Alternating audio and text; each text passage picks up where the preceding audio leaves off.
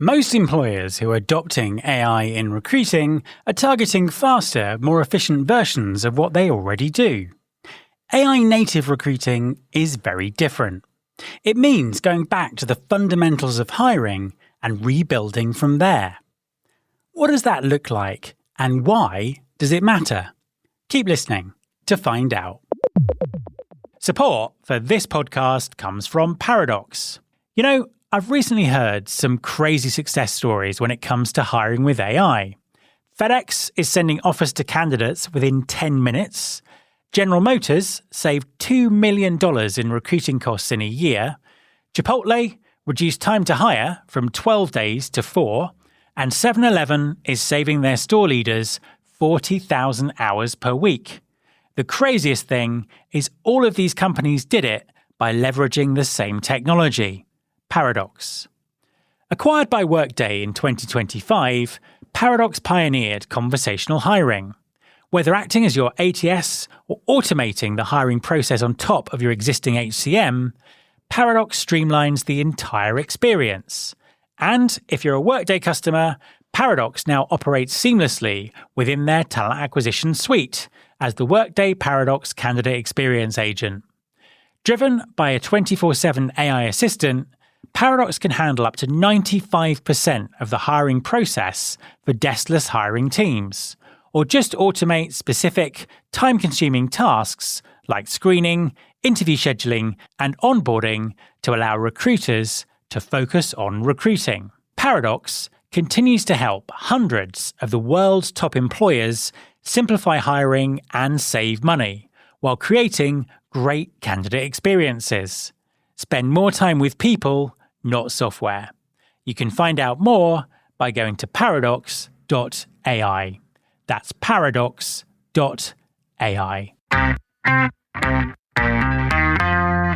There's been more of scientific discovery, more of technical advancement and material progress in your lifetime and mine than in all the ages of history.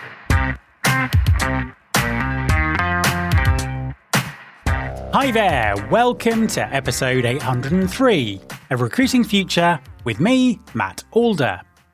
AI offers a genuine opportunity to reinvent talent acquisition, but not many employers have got beyond just targeting incremental improvements in speed and efficiency.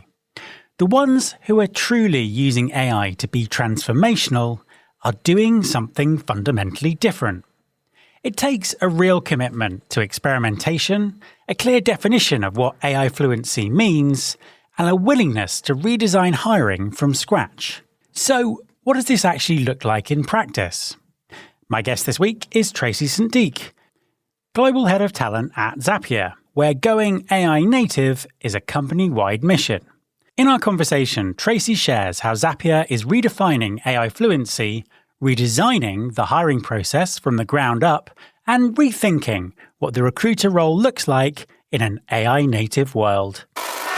Hi, Tracy, and welcome to the podcast. Thanks so much for having me. I'm really excited to be here, Matt. An absolute pleasure to have you on the show. Can you just introduce yourself and tell everyone what you do? Sure, absolutely. My name is Tracy St. Deek. I'm the Global Head of Talent at Zapier. Zapier is a fully remote AI native company of just under 1,000 people. But before I was at Zapier, and I've been here for about 4 years, I spent more than a decade at Teach for America, leading national recruitment for an education nonprofit. And before that, I actually started as a kindergarten teacher in East New York, Brooklyn. So I've spent years in recruitment. I've, led scale. I've led, really niche roles, but I'm really focused right now on helping Zapier become an AI native company and shape the future of work. How does being a kindergarten teacher compare to working with recruitment? Are there any similarities? I will say being a kindergarten teacher is still the hardest job I've ever had. And it is so much easier to work with recruiters. I can imagine. I'll definitely say that, but not super dissimilar, I think. There's a lot of really great lessons around talent and ensuring people thrive and ensuring they have the right motivation and the right environment that honestly carries a lot into how I think about talent today. As you said, Zapier is a AI first, AI native company. And I kind of want to talk about what that kind of actually means. And I suppose maybe the best place to start is at the moment, lots of employers are trying to implement AI in their recruiting or their talent process. And I think the overwhelming narrative seems to be about speed and efficiency. What are people getting wrong there? I think that if you're just thinking about speed and efficiency, then you are very, very surface level thinking about what an AI transformation can really mean. I think a lot of companies are stopping at efficiency and looking at hours saved and calling it done. Great, we're using AI to get faster. That seems so elementary based on where I think the technology is going and where it can go in the future. And so at Zapier, we think about working with AI in kind of two different ways, adoptive versus real transformation. And adoptive is exactly what I think people are doing now. They're saying, how do I just save a few hours here and there based on what I already used to do, and I just make that faster, which, to be fair, could be better for quality of life. Like, people could enjoy it more. Like, that's not a bad thing. I just think that it's not enough. That's where you're starting to talk about, I'm 10% faster, I'm 20% faster. When you get to real transformation, I think that's when you can start to think in multiples. I'm 2 times faster, 10 times faster even. So even if you're just looking at efficiency, transformation is different. And the reason why is because I think adoptive AI is really just pop an AI on top of what you already have. Transformation is saying, if I were to start from scratch, if I were to go back to the core of what this process or what this work really means, I'm going to rebuild it knowing what I know now about AI in an AI native way. And so we call it at Zapier redesigning the factory. It's not just making things faster, it's actually redesigning how the work gets done, which might include redesigning roles, what people do, titles, org charts, all of that. That's when you really see, I think, real transformation. And I can tell you, Zapier is not there yet. We're aspiring to that. We're moving towards that. I don't see a lot of companies, or I haven't really seen any companies who have made that full leap to transformation personally. Yeah, absolutely. And I think it's interesting because we've had some good case studies on the podcast where people have transformed something, a particular bit of recruiting or something. And they've always been the most interesting, valuable, and effective uses of AI, as opposed to we've applied to AI to what we already do, or even worse, we've applied AI to a process that's already broken, so it can be broken quicker and more efficiently. So yeah, it's a really interesting time. I want to dive back into a little bit more into what's going on in Zapier as a whole. So AI first business, and also you've got a big emphasis on AI fluency. Tell us about that, what that means from a talent perspective. When we think about AI fluency, we don't think about it as just tooling. I also think this is maybe where companies who are kind of just sitting at the surface level, where they think AI fluent means you can use Claude Code or Codex or Cursor or things like that. And that's kind of where they stop. We think about AI fluency a lot more holistically, which I also think is more durable. So when we assess AI fluency in our hiring process, and also for our current team members and our performance reviews and how we think about rewards and recognition, stuff like that, we think about 4 components: mindset, strategy, the technical builder skills also, and then accountability and discernment. And that's really purposeful because the tools are always going to change. In fact, when you apply to Zapier and we are testing your AI fluency, even the technical skills, we're tool agnostic because in 6 months, that's going to be outdated, right? But mindset really means, how are you leaning into AI? How are you able to be adaptable, dynamic, keep experimenting, keep pushing, getting really curious about where the technology is going and what it means for you? Strategy or strategic acumen is more function specific. It's like saying, as a recruiter, where do I think the function of recruiting is going? Where do I think the work is moving? How is that going to change my work in the future? So it's really actually putting a more reflective, forward-facing lens, which honestly, I think it makes it easier for change management and adapting to the future, later. I think then builder skills are the more technical skills. We lean on, Anthropic's AI Fluency Index for some of those, like how do you iterate with AI? How do you thought partner with AI? And then accountability and discernment is a durable skill because it's really about, what is good and what is not good? How can you use AI and how shouldn't you? What needs to be human? So when we think about, just go back to your original question, when we think about AI fluency at Zapier, it's not just the tooling, it is how you work with AI in your context and how you're thinking about moving towards a more AI future in the future. And so that's really what we look at when we say we mean AI fluency. And it's really interesting because I think I speak to a lot of employers who want to recruit people with AI fluency and AI skills. And when you dig below the surface, they don't actually know what that means. So it's interesting to hear about the kind of things that you've been doing. And I'm sure it must have evolved as well as you've kind of moved forward with it. I mean, how much has it changed? How much has it evolved? So it has changed quite a bit. So the first time we put out our AI fluency rubric for hiring was in like May, June 2025. And I honestly think Zapier was one of the first companies to define what AI fluency was and to say, we are going to start looking for that. And then we did our second version more recently at the end of March, beginning of April, our V2. And we did take, 9 months of data from that. And like, what did that look like in terms of real impact on the company? Because it's one thing to say we want people with AI skills, but if you're not seeing it pay off in how they on-ramp, how they perform as an employee, then it's just kind of a nice to have, right? And so we wanted to ensure that was really grounded in data. And so the things that we changed in V2, one, we added accountability and discernment. Two, we raised the bar significantly for what our minimum bar of capable is. Three, we decided to put a real focus on what our CTO calls the slope and not the snapshot. So we care less about where you're using AI today, and we're really more interested in how were you using AI 6 months ago? And then what was that journey like to get to where we are today? And then also, how have you continued to grow in your AI fluency throughout the hiring process as sort of a meta signal of how fast can they learn and grow? It's kind of going into growth mindset, right? And then the last thing that we really changed was thinking about managers, because I think managers play such a responsibility, managers in leadership in this world. And so when we are hiring a manager at Zapier, part of our AI fluency rubric is also to look at how did you create psychological safety for your team around AI? How did you encourage them to iterate and experiment? Did you upskill them?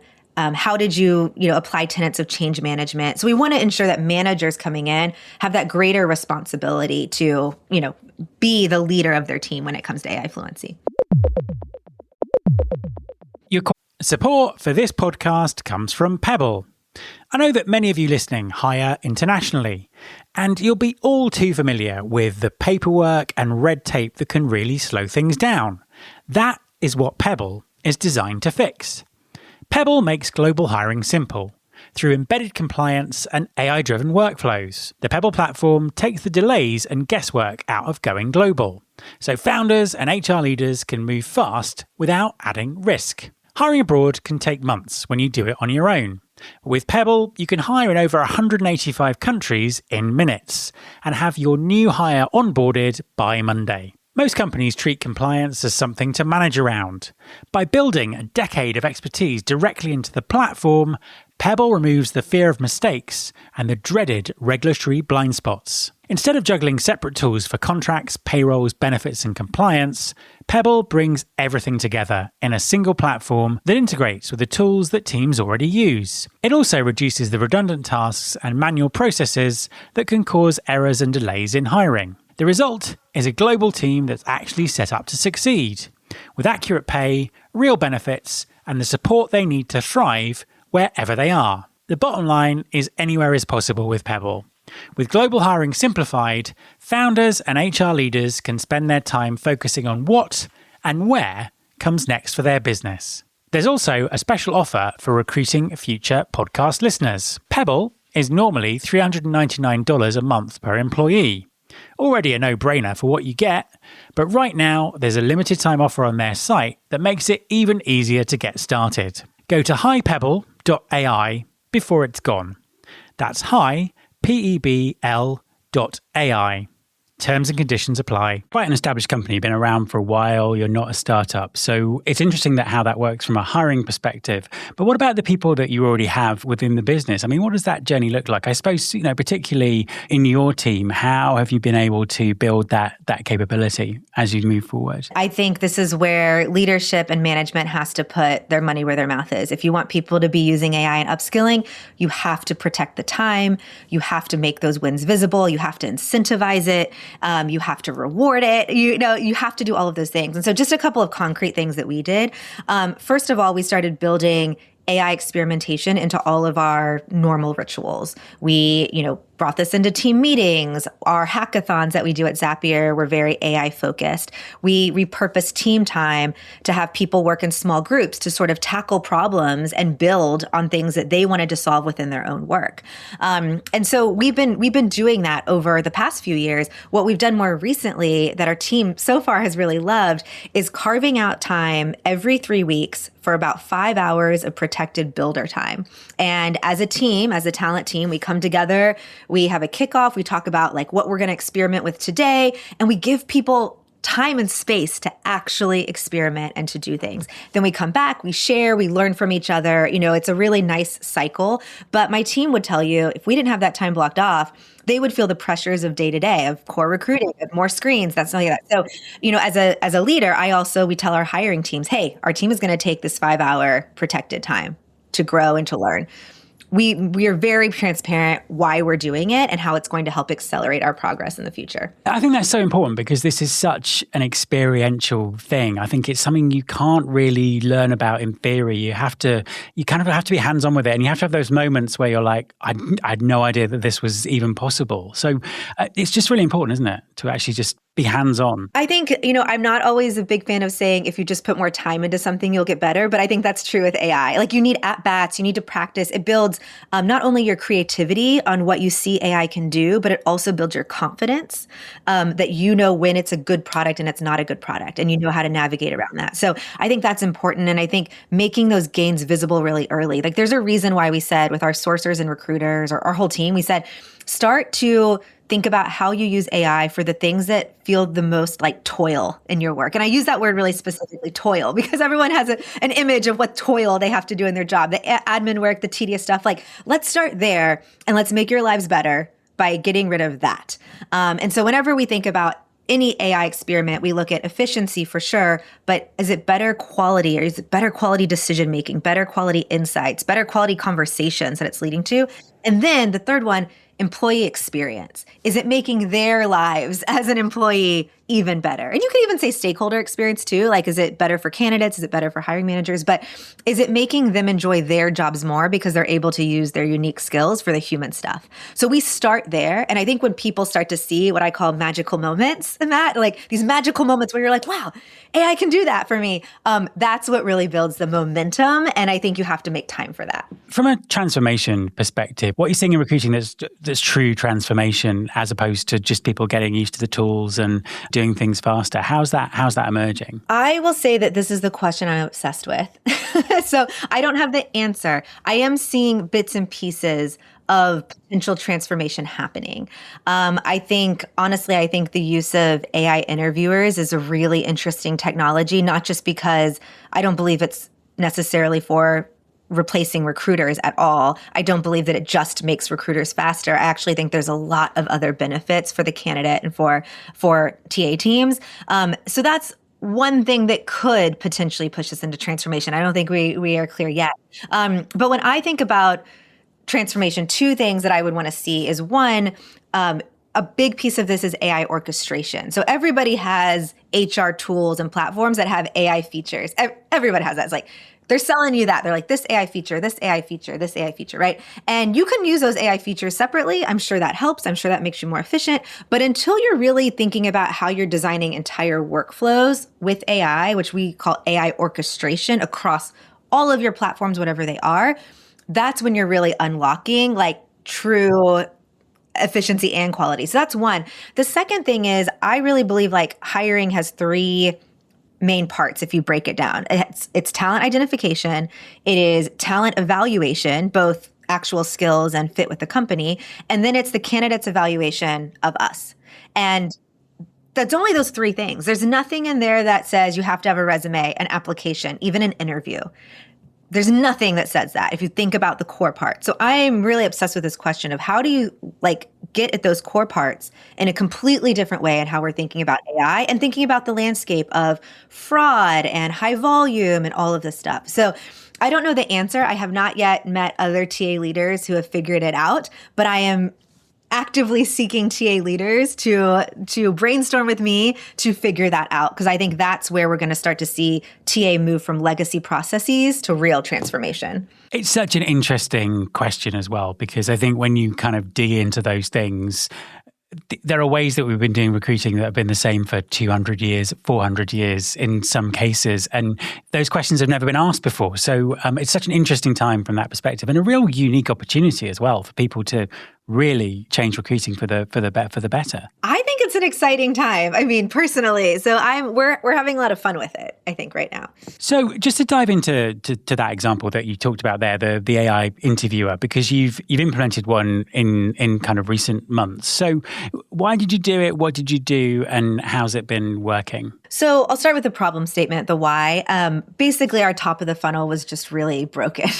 We're getting thousands of applications in the first day or two of a role. At the time, about 20 to 30% were getting flagged by our different sort of fraud alert systems, specifically on the tech side. And recruiters were spending so much time just trying to like wade through the volume, while genuinely strong candidates were kind of getting lost in the noise, because when everyone's AI enabled, everyone kind of looks the same and you're not sure exactly, so they would get on screens and then like within the first 5 minutes, they're like, that was not a good use of my time. And so about, 6, 8, oh gosh, it was longer than that, maybe like 9 months ago now, I honestly wasn't interested in AI screens at all, but the volume and the fraud piece had really changed my mind. So we partnered with Ezra AI Labs, and we started to implement agentic recruiter screens at the top of the funnel. So candidates were told up front, they're talking to an AI, they can opt out, all of those sort of things. But we started to see some really interesting stuff. So I thought it was just going to help with the volume, but what it really started to do was help with quality for two reasons. One, we sort of tracked, like, here are the people based on their resume and application that we would have talked to regardless. We would have asked them to come to a recruiter screen, and that's maybe like 5%. But then here's like 50% of more people that we would not have talked to based on their resume and application, because we would never have had capacity. But let's see how they do. And in our first tests, about 30% of those folks, we ended up moving to the hiring process, because they were kind of what I like to call hidden gems. We would not have screened them otherwise, we would not have met with them otherwise, but they showed something in the Ezra screen that showed us like, ooh, they have more potential than we originally thought. So to me, that's very important. That means we're actually strengthening our talent pools, and we're getting the best people to actually meet with a human in the next stage. So that was really important. The second thing that we noticed is that even if it maybe didn't change the decision of the folks that we would have met with are the top folks, we would have met with them anyway, et cetera, what we found even in that case is that it didn't necessarily make us faster, but the quality was there, because by the time the candidates got to meet with the recruiter, we knew so much more about them. They had their questions answered by the AI about Zapier, like all their low-level questions. So we were able to jump right in and have like high-quality conversations with them in their very first touch point. So that to me speaks to not just efficiency. I mean, we were able to screen 5 times as many candidates, and we were able to really shrink the time that candidates moved to the next step from like 8 days to almost just under 3 days. So all of that was more efficient, but the quality piece is what I care deeply about. And that was very, very exciting to see, and why we decided to keep going with this experiment. And to clarify, Green does not just text, it's voice as well, isn't it? Yeah, so it's voice, it's complete voice, and it asks really great probing questions. So there's also the benefit of consistency. It asks all the same consistent questions, but it also asks really nice probing questions to ensure that we get to the answers that we need. And of course, candidates can take it, anytime they want, when they're ready, which has been also incredible for our global hiring. So when we think about hiring in places like India, where we are doing a lot of hiring, this allows candidates to, at their own time in their own time zone, take this and give us more information instead of waiting 2 to 3 weeks for that small window of time when a recruiter or someone from the US can meet with them. And so, again, I could go on, but there's lots of really interesting, exciting things that we're seeing here as this technology improves. You mentioned the sort of the higher quality of conversations that the recruiters are having. How is it change the role of the recruiters? How are you redesigning the role of the recruiters to kind of incorporate this new way of working? Yeah. I mean, I think there's a lot of buzz around the TA industry around turning our recruiters into talent advisors. And it has a lot of different names, but I think that is still the direction we're going. If you, again, break down the core of what is a recruiter's most unique human value, it is the building relationships, it's being compelling and cultivating and sharing the story of the company. It is like understanding the market and bringing in people who will be the right fit. And so for me, I think the recruiter role of the future, and even if we call them recruiters, I don't know, it's more of the emphasis on the human elements. I would even say advising hiring managers, training interviewers, ensuring that calibration and strength of our process is really strong. So I think there's a lot from the research and the insights and the kind of admin things that will go away very quickly. And what will be left is the core of what I think recruiters enjoy doing the most, which is, the more nuanced offer negotiations and things like that. So that's where I'm excited to see it go. I also think recruiters should start to lean in more towards workforce management and planning alongside people, business partners, and comp, like having a bigger view of not just the market of talent, but also the organization, and be able to advise on, the intersection of those things. And so I think it's going to be exciting for recruiters when we move more towards that. And it could be even different, but I think that's at least the next immediate shift in the next year or two. Flipping to the candidates and the candidates using AI in the recruiting process, it just seems to be so many conversations about this just seem to be muddled up. Fraud, cheating, new ways of working. It's a very sort of confusing space. Is this an arms race? Is it an important part of hiring? What's Zapier's take on it all? I love the analogy of an arms race. I would say it's not an arms race for the honest stuff. Like, we assume candidates use AI. We actually encourage candidates to use AI. On our website, we have here's how you should use it. Here's some prompts you should use. Here's how you should not use it. Here's a red line. And so I think there's definitely an encouragement for people to use AI in smart and responsible ways. And that's sort of what our process tests for too, in our AI fluency process. But that's because we expect them to use it here when they get here at Zapier. So I don't understand, honestly, when companies are like, we want to use AI, but we don't want our candidates to use AI. It's cheating. And I'm like, well, how is that then indicative of how they're going to perform in your business? Does not make sense to me. I hope less companies are doing that now. But on the fraud piece, I think there's such a spectrum of fraud. There's fraud, capital F, foreign malintent, malicious actors. There's complete fabrication of experience, right? But then you also have fraud, little f, which is more embellishment, tale as old as time.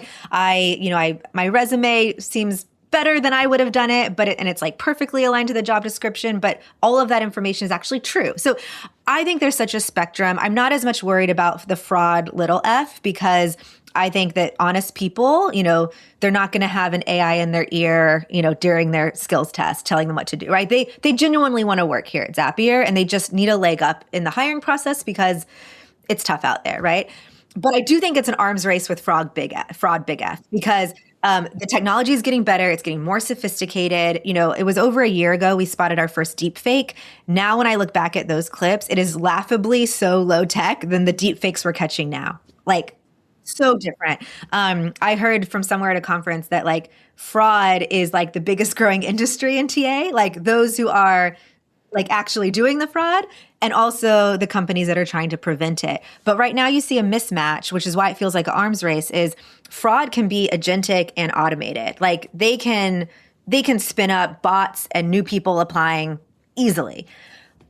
On our side, it still feels a bit manual, because even when you have fraud prevention, you still need to go and do some due diligence, right? So you don't unintentionally knock someone out, right? So it feels like a mismatch. It is a huge problem, especially for a global remote company like us. And I just think it's going to continue to get more and more sophisticated. So most TA leaders I talk to say it's not a matter of if, but when that's going to happen, and how do we catch it as soon as possible, and how do we ensure that we do as minimal damage as possible. I think what's interesting about all of these things, what they have in common, fraud with a big F, fraud with a small f, people embellishing, people just using AI as part of the process naturally, is I think they really shine a light on how inadequate the tools of recruiting are in terms of resumes and some of the ways that interviews are done.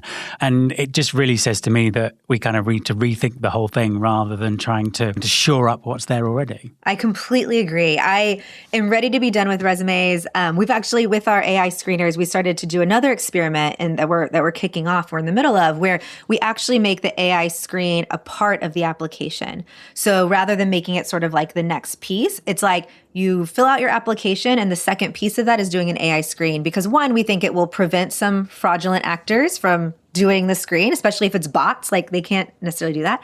And then two, it will also allow us to get that in-depth information sooner. So we want that information before a recruiter even looks and assesses their candidate pool. So by making it part of the application, it already can help kind of cut out some of that noise, or so we hope. We are experimenting with it, and I can let you know how it goes. But it is something that we have to absolutely rethink. I think a resume is basically worthless, except where you worked and how long you worked there. That's all I really care about. I couldn't agree with you more on that. Definitely the case.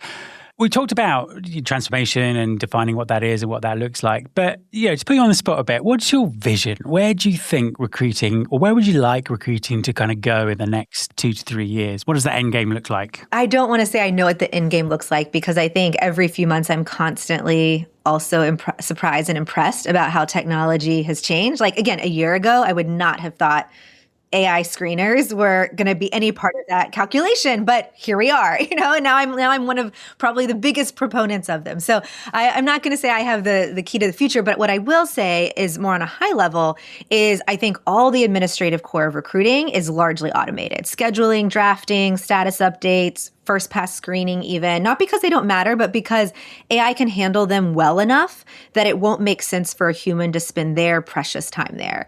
And then what I think is left is the judgment work and the human work of, that will always made the actual job. So I think the skills that differentiate won't necessarily be expertise in any one tool or even any one part of the process. Like, I don't think you'll have sourcers and recruiters and coordinators as like separate jobs in the future. I think it will become a lot more fluid. It'll probably become a lot more fluid with the people team as a whole. I don't think TA will necessarily be siloed as just a full team.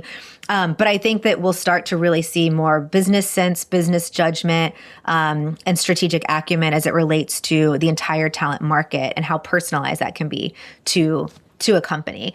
And I think, recruiters will be able to solve their own problems. They'll be so fluent and able to build that they'll say, wow, like, I'm a subject matter expert and I can build on Claude Code, and I'm going to solve my own problem to make this easier. So I think there's going to be a lot of that. I don't know where that ends in terms of an end state, but I also really think the three things that any TA leader needs to be focused on now is, one, how are we evolving the future of the hiring process, which we talked about earlier? How are we evolving the future of the TA operating model, how you operate as a team, who has what roles, et cetera? And then I think how you figure out the future of a recruiter. Those are the three questions that my team is trying to figure out. And I think there might be a sequence there, it might be in parallel, but those are the pieces that I think will drastically change in the next 2 years. As a final question, what have you changed your mind about when it comes to AI recruiting? Where is your opinion very different from where it was a year ago? Oh gosh, well, I think AI screens is an obvious one. Before, I was definitely in the camp of no, that's the human part of talking to candidates. And now I'm but not if 80% of those are fraud. So I've definitely changed my mind about. I think the second thing I've changed my mind about is how critical it is to really redesign recruiting. That it is not enough to just say, we can make screening faster, we can make, have a better skills test, we can have even a better interview.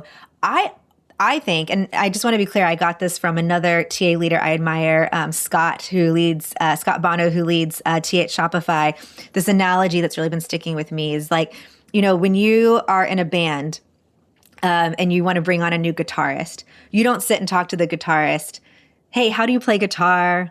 Tell me about your technical skills in guitar. You ask the guitarist to come play with your band.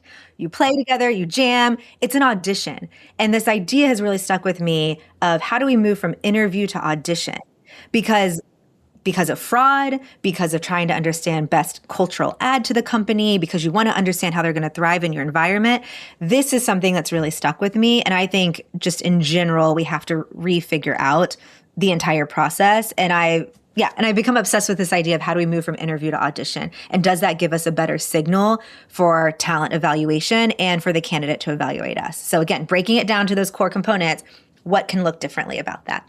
Tracy, thank you very much for talking to me. This was fun. Yeah, I could talk about this forever. So this is great. My thanks to Tracy. You can follow this podcast on Apple Podcasts, on Spotify, or wherever you listen to your podcasts. You can search all the past episodes at recruitingfuture.com, On that site, you can also subscribe to our weekly newsletter, Recruiting Future Feast, and get the inside track on everything that's coming up on the show. Thanks very much for listening. I'll be back next time, and I hope you'll join me.